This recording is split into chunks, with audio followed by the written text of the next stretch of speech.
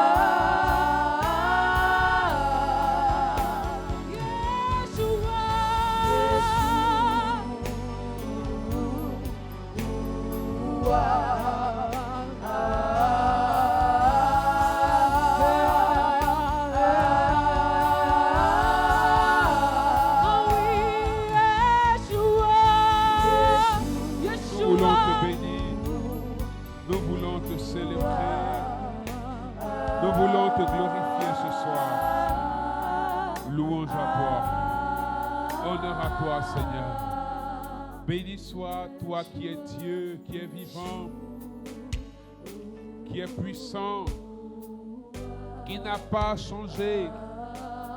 Nous célébrons ton nom ce soir. Dans notre indignité, dans nos faiblesses, dans nos manquements, dans nos cœurs blessés, Seigneur. Dans nos cœurs non réconciliés avec nous-mêmes, avec nos frères, avec nos sœurs. Nous voulons élever le nom de Jésus ce soir. Sois élevé, sois glorifié, sois magnifié, Seigneur. Lenda brasora ra shiraba kora ba ba ba ba ba ba ba ba ba ba. Merci, Seigneur. Tu vas poser ta main sur ton cœur et ensemble nous allons demander au Saint-Esprit de féconder notre cœur. Nous allons demander au Saint-Esprit de nous donner la grâce de comprendre la parole. Prie avec moi, Père, dans le nom de Jésus. Ce soir, donne-moi la grâce de saisir la révélation, la vérité qui m'est destinée pour ma restauration et ma libération dans le nom de Jésus. Dans le nom de Jésus. Dans le nom de Jésus. Est-ce que tu peux puissamment acclamer le nom de Jésus-Christ de Nazareth, l'ancien des temps, le lion conquérant de la tribu de Juda. Alléluia. Tu vas t'asseoir dans la présence de Dieu. Seigneur, nous te rendons toute la gloire. Nous te bénissons pour ce temps. Nous te bénissons pour ta grâce. Je veux t'offrir ce temps. Je veux t'offrir mes frères et mes sœurs. Je veux t'offrir mon corps, mon cœur, mon intelligence, ma mémoire, mes connaissances. Je veux me faire prisonnier du Saint-Esprit et j'autorise le Saint-Esprit à prendre tout le contrôle. Père, j'ai besoin du secours de ta grâce. Ta grâce est excellente dans ma vie, dans mon cœur et sur la vie de ton peuple. Ce soir, nous voulons faire l'expérience du torrent d'amour et du torrent de compassion qu'est Jésus-Christ de Nazareth. Je m'offre totalement à toi afin que tu te serves de moi et que tu m'utilises comme tu veux. Fais de moi un collaborateur de ta grâce et de ton action au milieu de ton peuple. Je m'expose à toi et j'expose ton peuple à ta grâce. Viens nous visiter. Nous avons soif et besoin de restauration. Seigneur, qu'à la lettre, l'onction et la puissance s'attachent. Que l'onction et la puissance soient le véhicule de la lettre. Qu'à la parole, la vérité, la puissance de Dieu et un feu. Que le feu soit le véhicule de la parole. Dans le nom de Jésus-Christ. Donne-moi un amen puissant. Amen. Donne-moi un amen vivant. Amen. Alléluia. Amen. Bien-aimés, nous sommes dans notre séminaire de restauration et à ce jour, nous sommes à l'acte 4 de notre séminaire de restauration. Et nous sommes en train d'atterrir. Nous sommes en train de terminer ce merveilleux séminaire que le Seigneur a initié et a instruit, Qui se sent béni depuis le début du séminaire? Alléluia. Bien-aimés, je veux rappeler juste le thème du séminaire. Se réconcilier avec soi-même pour une destinée restaurée. Et le texte qui va nous aider ce soir est Hébreux chapitre 12, versets 14 à 15. Hébreux chapitre 12, versets 14 à 15.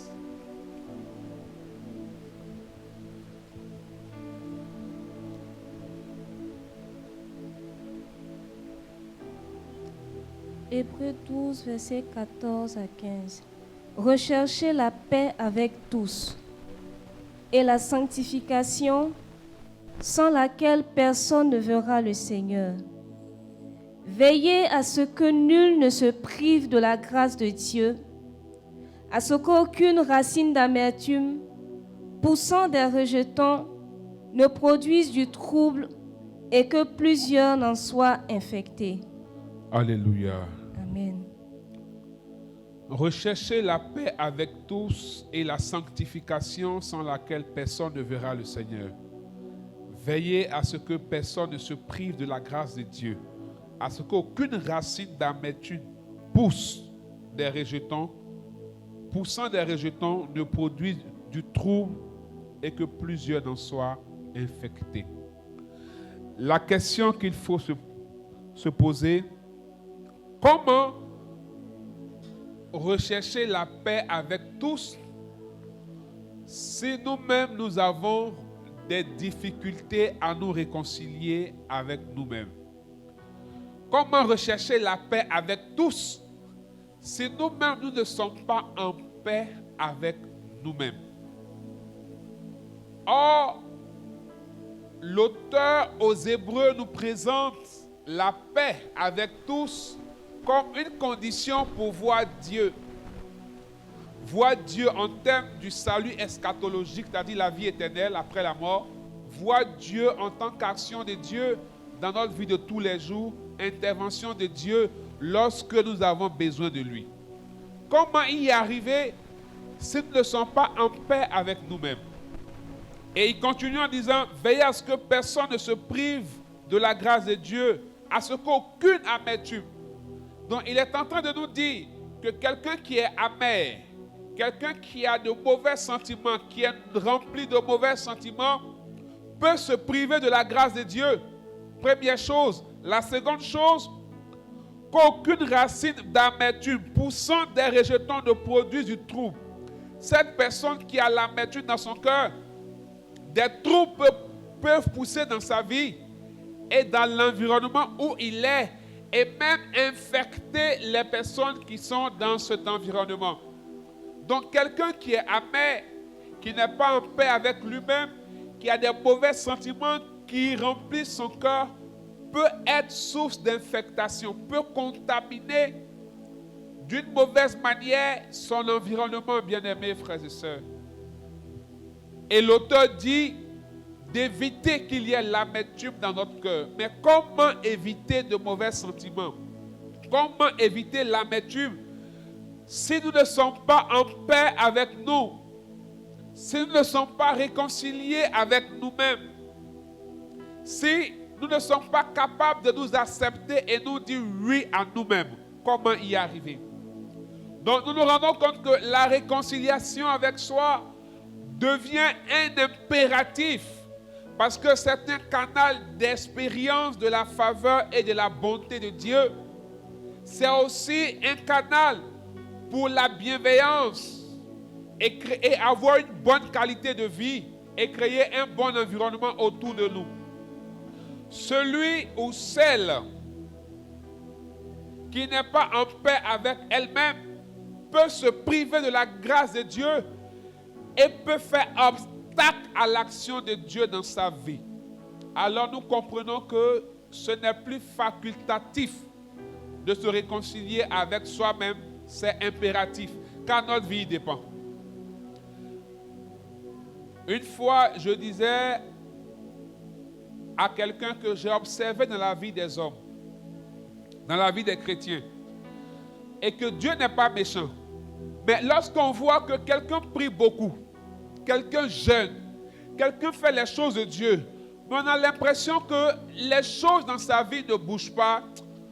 Posons-nous les bonnes questions et vérifions dans sa vie, il y a un caractère qui ne change pas. Il y a son cœur qui est infecté par des mauvais sentiments.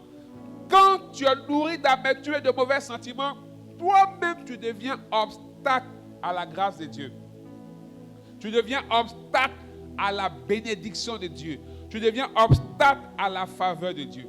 Bien-aimés frères et sœurs, à l'entame de ce séminaire, nous avons compris que se réconcilier avec soi-même est important, car ça se dit oui. C'est s'accepter tel que nous sommes. Et par la suite, nous avons compris que si on doute, il y a des preuves et des vérifications qui permettent de savoir que nous devons nous réconcilier avec nous-mêmes ou nous avons un problème avec nous-mêmes. Et ces preuves-là, il y a nos traumatismes et blessures de l'enfance, les subtilités de l'enfance, les subtilités de certains événements dans nos vies. Nous avons aussi compris que dans cette marche-là, les blessures intérieures sont en même temps une cause et une conséquence de ce problème de se réconcilier avec soi-même. Et l'un des moyens pour se réconcilier avec soi-même, c'est de pouvoir identifier sa blessure. C'est d'accepter de regarder son histoire, d'identifier sa blessure et d'accepter de guérir. Ce soir, le Seigneur nous donne la grâce, par l'œuvre de l'Esprit, de comprendre quelle est la démarche pour se réconcilier avec soi-même. Comment se réconcilier avec soi-même? Mais avant, il est important de comprendre qu'il y a urgence et il y a nécessité de le faire.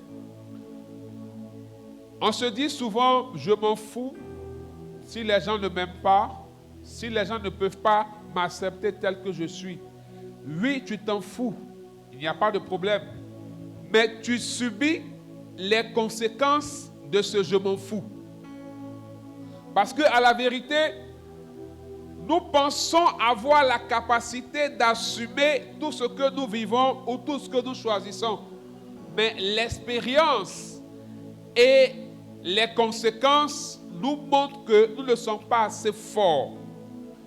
Bien-aimés frères et sœurs, si nous voulons freiner la croissance des blessures intérieures, parce que tu ne peux être maître que de ce qui dépend de toi. Ce qui ne dépend pas de toi, tu ne peux le contrôler. Par exemple, tu ne peux pas contrôler les paroles de ton conjoint ou de ton mari, de ton frère ou de ta soeur, de ton patron. Tu ne peux pas contrôler ses réactions, mais tu peux contrôler toi tes réactions, ta manière de parler, ta manière de réfléchir. Et tu ne peux pas t'isoler également sur une île. Tu dois vivre avec les gens, à la maison, au travail, au quartier, dans les associations, même à l'église. Tu dois être sociable.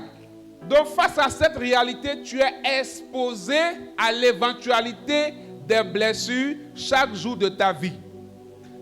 Mais se réconcilier avec soi-même, être en paix avec soi-même, te permet de te forger à pouvoir résister aux tempêtes des blessures.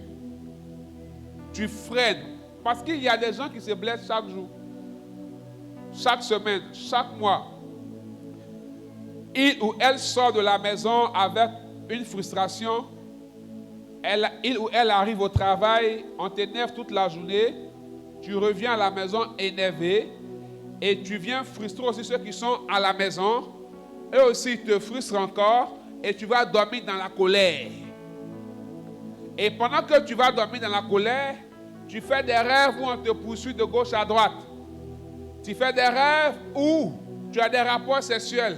Parce que tout simplement, la colère, qui est un sentiment qui envahit ton cœur, ouvre la porte aux esprits qui peuvent te manipuler pendant la nuit. Pendant la nuit, un cœur qui est en colère est une terre favorable à la sémence du mauvais. La Bible dit que pendant la nuit, quand on a planté le blé, le dévoreur, le mauvais est venu s'aimer l'ivraie. cœur qui va s'endormir avec de mauvais sentiments, des mauvais ressentis, est une terre propice à livrer à la mauvaise sémence du diable. Il est urgent de se réconcilier avec soi-même, parce que ne pas le faire va engendrer des blessures et va empirer ces blessures, et ça devient un boulevard pour les démons. Une personne blessée ne peut recevoir une délivrance complète. Alléluia. Amen. Une personne blessée ne peut vivre une délivrance complète. C'est pourquoi tu as l'impression que on prie pour moi, je suis parti ici, on a prié pour moi, mais après c'est revenu. Mais le voleur qui vient chez toi, il trouve la porte ouverte, il te pille, il te ligote, il s'en va. On vient te détacher. La nuit suivante, la porte est encore ouverte. S'il revient, il fait quoi? Il te vole encore, il te ligote encore. Donc le problème, ce n'est pas le voleur. Le problème, c'est la porte qui n'est pas fermée. Alléluia. Amen. Et refuser de se réconcilier avec soi-même, c'est laisser la porte aux démons et à Satan. Et pour t'aider, Satan n'a pas changé de méthode. Alléluia. Amen. Satan n'a pas changé de manière de faire et de stratégie. L'un des rôles du diable, son rôle principal, c'est d'empêcher l'homme d'être dans le projet de Dieu. Or, Jérémie 29, verset 11 dit, il connaît les projets qu'il a pour nous. Ce sont des projets de paix et de bonheur. Et Paul va dire aux Romains que Dieu a des desseins pour nous. Alors le rôle de Satan, c'est de nous empêcher de rentrer dans ces desseins de Dieu-là, de vivre notre destinée glorieuse et de jouir des bénédictions de Dieu. Parce qu'à chaque destinée, les semences prophétiques de Dieu en nous, à ces choses-là sont rattachées des bénédictions. Alors Satan a la même manière d'agir pour nous arrêter. Au commencement, c'est ce qu'il a fait. Dieu a établi l'homme, Adam, pour dominer, pour régner sur la créature. Il est l'intendant de Dieu et il marchait dans l'environnement de Dieu. Qu'est-ce que Satan va faire? Satan viendra susciter en Ève la moitié d'Adam, l'os de ses os, la chair de sa chair. Il va venir susciter en Ève son ego en lui disant, Dieu ne voudrait pas que tu sois comme lui. Donc il va éveiller la conscience mentale de Ève. Il va pousser Ève, qui elle à son tour pousse Adam, à manger l'arbre interdit, le fruit interdit. Ils vont violer la loi de Dieu. Ainsi, ils se mettent sous la sentence qui était déjà établie. Alors ils vont échouer. La chute va arriver. Pourquoi? Parce que Satan vient les tenter, suscitant en eux l'ego, leur montrant qu'ils peuvent être comme Dieu. Il y a plus intéressant, il y a plus important, qu'ils pensent seulement à eux. Ils vont échouer. Dieu, dans son plan de rédemption, va prendre la condition humaine en la personne de Jésus-Christ de Nazareth pour nous sauver. Cette fois-ci, le nouvel Adam qui est Jésus-Christ ne sera pas dans un jardin, mais il sera dans un désert. Alléluia. Amen. Malgré que c'est un désert, ça n'a pas empêché au diable de le visiter. Satan n'a pas été effrayé par le désert. Satan est venu faire les mêmes propositions, les mêmes choses qu'il a fait avec Ève et Adam à Éden. Vous ne prêtez pas attention, mais quand on lit Matthieu chapitre 4, Luc chapitre 4, on parle de la tentation de Jésus. Quand tu regardes les 3 tentations que Satan propose à Jésus, ce sont les mêmes choses qu'il a proposées à Ève. Il dit à Jésus, mais si tu as faim, transforme ces pierres en pain, car tu as le pouvoir. Vous voyez? Donc il amène Jésus à se tourner vers lui-même, à prendre conscience de ce qui est en lui au détriment de la volonté parfaite de Dieu. Il va lui dire, jette-toi du temple, car il a ordonné à ses anges de te porter. Il va encore susciter en Jésus son ego au détriment de la volonté parfaite de Dieu. Mais gloire soit rendue à Dieu, car cette fois-ci, le nouvel Adam n'a pas échoué. Alléluia. Acclame Amen. Jésus, s'il te plaît. Il n'a pas échoué pour nous montrer que si Adam a échoué, c'est possible que l'homme qui est descendant d'Adam n'échoue pas parce que lui, il a pris la condition humaine pour payer le prix. Alors toi aussi, dans ta vie de tous les jours, quand tu es sur le chemin de ta destinée, Satan vient te faire les mêmes propositions. Il vient solliciter ton ego, ta conscience mentale. Regarde, tu as de bons projets, mais regarde-toi. Regarde comment tu es gros. Regarde comment tu es mince. Regarde comment tu es court. Regarde comment tu es grand. Mais il y a tes pieds. Mais tu as oublié dans ton enfance, on t'a fait ceci. Mais c'est la preuve que Dieu t'a abandonné. C'est la preuve que ceci. Du coup, toi aussi, tu dis, hey, c'est vrai. Hein? Et tu commences à te souvenir qu'on t'a toujours rappelé que toi, tu es incapable. Et l'incapacité devient ta vérité. Tu cèdes. Et tu remets en cause toutes les promesses de Dieu. Regardez que parfois, nous vivons des turbulences. On sort du plan de Dieu, on se sépare de Dieu, c'est compliqué. Et dans nos luttes, Dieu nous restaure. Les moments où on prend les décisions radicales pour dire à partir de maintenant là, je m'en vais désormais, je n'irai plus en arrière. Il y a des événements qui viennent nous bouleverser et qui viennent tout remettre en cause. Parce que dès le commencement, quand le serpent est arrivé à Éden, il a remis en cause la parole de Dieu. Il a dit à Ève, il vous a été dit, mais c'est parce que donc il a remis en cause ce que Dieu avait dit à Adam et Ève. Et chaque jour, il vient remettre en cause nos choix, nos décisions d'avancer malgré les difficultés, malgré les blessures, malgré les échecs, malgré les hontes. Il vient nous amener à être portés sur nos condamnations et nos culpabilités. Satan n'a pas changé. Ce qu'il a fait à Adam dans le jardin, ce qu'il a fait à Jésus dans le désert, c'est ce qu'il fait à chacun de nous chaque jour. Maintenant, c'est à toi de choisir d'agir comme Adam ou d'agir comme Jésus-Christ. En toi et en moi, il y a Adam. C'est ce qu'on appelle la vieille nature dans les écrits de Paul. En toi et en moi, il y a la nature christique, Jésus-Christ. C'est ce qu'on appelle le nouvel homme, la nouvelle nature qui vient par la nouvelle naissance. Donc, face à l'invitation du diable de nous renier nous-mêmes et d'être plutôt tournés sur nos blessures, sur nos deuils, sur nos échecs et de croire qu'on ne peut plus avancer, de regarder qu'à nous-mêmes, on a le choix de faire comme Adam. Nous avons le choix de faire comme Jésus-Christ. Quel choix tu fais? Alléluia. Ève et Adam ont choisi d'écouter le serpent. Il y a eu la chute. Jésus a choisi de rester fidèle à la parole de Dieu. Parce que chaque fois que Satan remettait en cause la parole de Dieu, il rappelait la parole de Dieu. Jésus a été glorifié. Alléluia. Veux-tu demeurer dans la chute ou veux-tu être glorifié? Alléluia. Amen.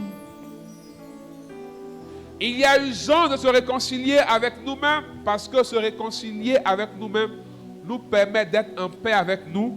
Et quand tu es en paix avec toi, tu es forcément en paix avec tout le monde. Vous savez, quelqu'un qui est en paix et en harmonie avec lui-même, quelle que soit la personne, le caractère de la personne qui est en face de lui, il est tranquille. Il n'est pas troublé. Il n'a pas d'amertume dans son cœur. Se réconcilier avec nous-mêmes nous permet de vivre une vie chrétienne victorieuse. Hébreux 12 le dit. Si nous ne cherchons pas la paix avec tous là, il y a nous dedans. On ne peut pas voir Dieu.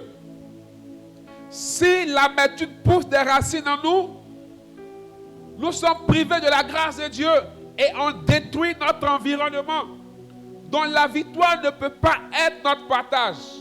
Quelqu'un qui est amer a un comportement amer, des réactions amères, des regards amers.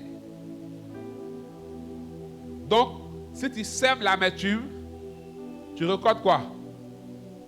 les épines. Tu ne peux pas récolter la grâce. Alléluia. Il y a urgence. Tu ne dois pas te réconcilier avec toi-même à cause de quelqu'un. Alléluia.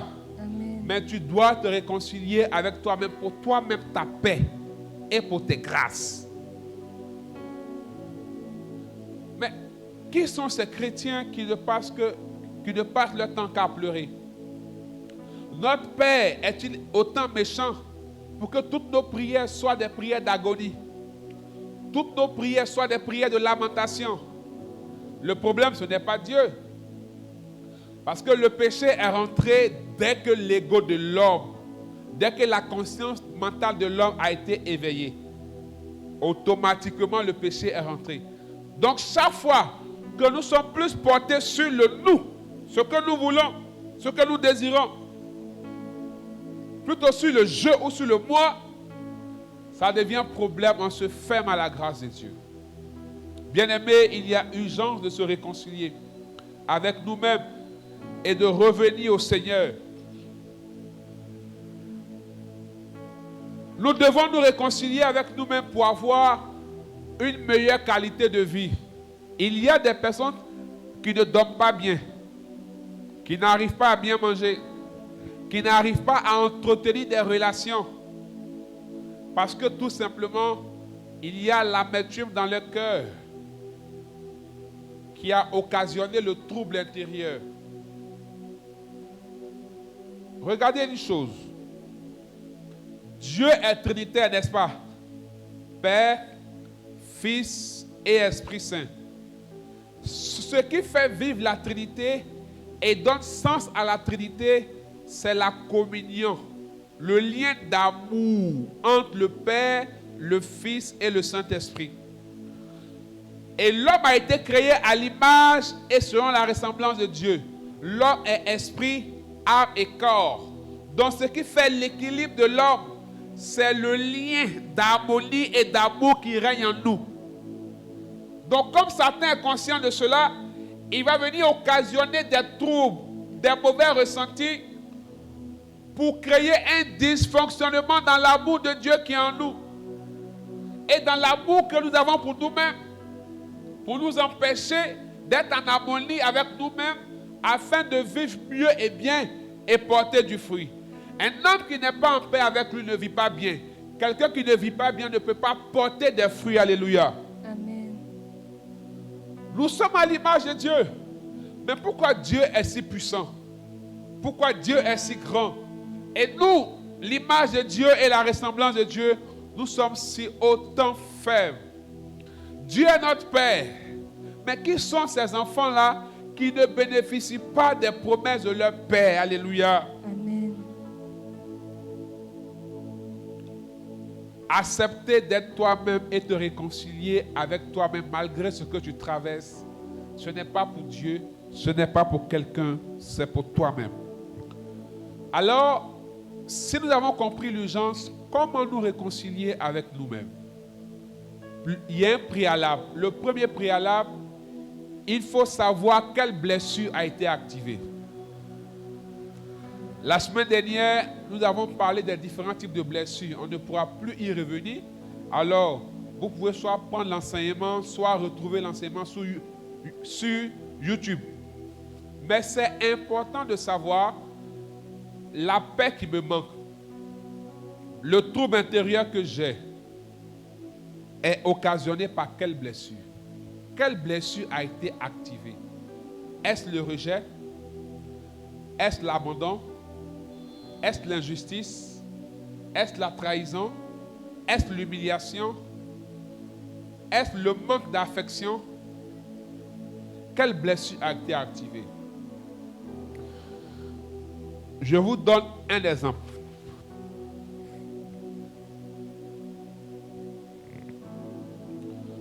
Une personne qui est face à une opposition ou qui a vécu une situation avec quelqu'un du sexe opposé, le plus souvent, si cette personne-là a vécu une blessure de rejet, sa réaction peut activer sa blessure de rejet. En fait, son attitude vis-à-vis de l'autre, son comportement vis-à-vis de l'autre, ce n'est pas l'attitude ou le comportement de la personne qui le pousse à faire ça, mais c'est le souvenir de sa souffrance intérieure qui va guider ses actions. Parce que quand le sexe opposé me fait du mal, ou j'ai l'impression que le sexe opposé me fait du mal, et que moi aussi dans mon enfance, entre 0 et 3 ans, je n'ai pas senti la présence, si je suis un homme, de mon père, si je suis une femme, de ma mère, mes réactions seront guidées par ce rejet que j'ai ressenti depuis mon enfance. Donc en fait, l'attitude là a réactivé ma blessure. Donc là, je me mets sur la défensive pour réagir vis-à-vis de la personne. Donc tu ne peux pas te réconcilier avec soi-même si tu ne sais pas quelle blessure a été réactivée ou activée. Tu dois identifier. Le deuxième préalable, c'est de savoir qu'est-ce qui motive mon agir. Quelle est la source de mon agir? Tout ce que je fais ou je ne